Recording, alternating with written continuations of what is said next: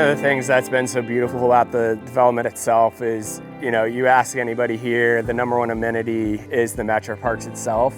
And when you go to Metro Parks, they'll say a similar thing where having people at the front door of a Metro Park is something special and something different. Us as developers took on that initiative. We were able to put in all the utilities, we were able to put in all the sewer, the water, everything that Metro Parks would typically need when they first start. This development allowed for them to take their money and do activation. And so that's why we have the Via Ferrata, that's why we have the sledding hill, that's why we have, kayak chutes and mountain biking and all the trails that you see today. Everybody in Franklin County and people that are coming to visit Columbus, to give them the opportunity to experience a park like this, only 4 or 5 miles from downtown, is it's pretty crazy to think about. And it's something that brings joy to me. I hope it brings joy to everybody in Franklin County, and I think it can make everybody proud of what a public and a private partnership should look like.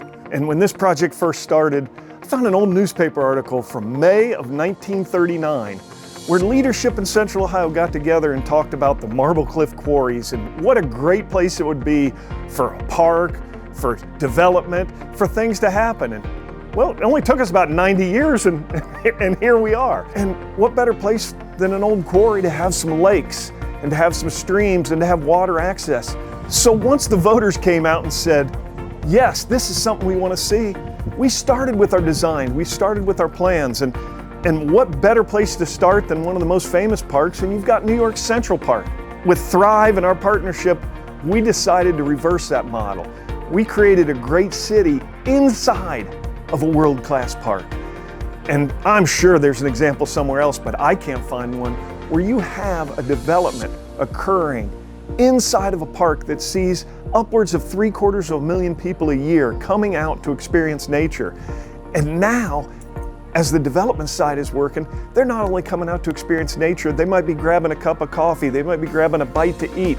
So oftentimes we get questions. So how is this a metro park? I think the easy answer is, how is it not a metro park? And one of the greatest things in all of our metro parks is a diversity of wildlife. Just before we started filming, we saw an osprey flying by. You'll see kingfishers, bald eagles flying up and down the Scioto River, such an important waterway. I think one of the great stories here to talk about how we're bringing nature back is our pair of nesting trumpeter swans just at the lake to the north. Just something that I couldn't even think of in our wildest dreams. We knew with our relationship with Metro Parks that this could be a really good location for a regional park. And so that's when I went to Tim with it, and Tim obviously fell out of his chair. Tim was really convinced us to be less intense with the development. And we were gonna buy it and obviously sell it to him at a discount. They spend millions and millions of dollars building out parks, putting roads back to restrooms. And with this collaboration, we could put all those roads in. And in return for not having the tens of millions of dollars that they have in a lot of their metro parks, we encourage them to spend it on things like the mountain biking and the Via Ferrata and the rock climbing. And so really, as our relationship took off, and he's right, it was him and I sitting in a room with Keith Myers. When I took him this site, it was instant magic. The ideas started popping. Steve Bollinger got involved really early.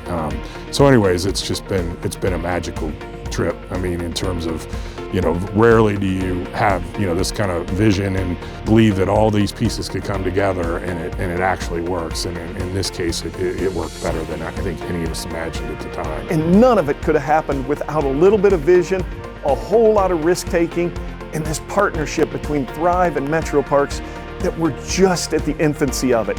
And I challenge anybody to come back in a few years and see what the difference is 2 or 3 more years will make for this.